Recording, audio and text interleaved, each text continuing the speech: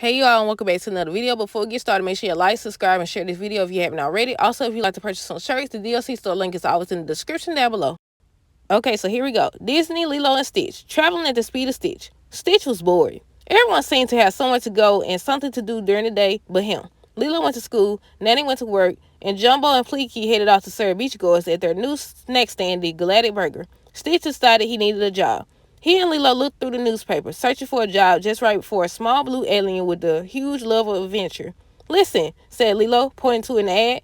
"Wanted, tour guide. Must have an outgoing personality and lots of energy." "That's you." The next morning, Stitch arrived at the tour agency wearing his best Hawaiian shirt and a big smile.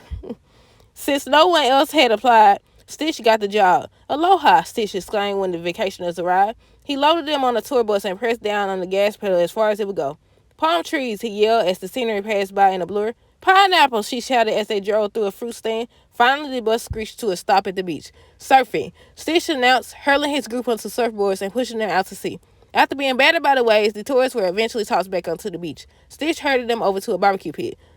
"Lua!" he exclaimed, but instead of food, Stitch produced several flaming torches. Nanny's friend David had taught Stitch how to juggle fire. The little alien was sure the vacationers would want to learn too. Thank goodness Stitch just happened to bring along a fire extinguisher. The last stop on Stitch's tour was the 24-hour hula marathon.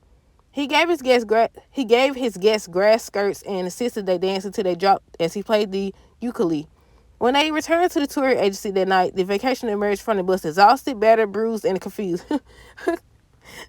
The first thing they saw was the sign on the front of the door. The first thing they saw was the sign on the front of the tour agency. "Hawaii, the most relaxing place on earth. Unless, of course, your tour guide happens to be from planet Turo." The end.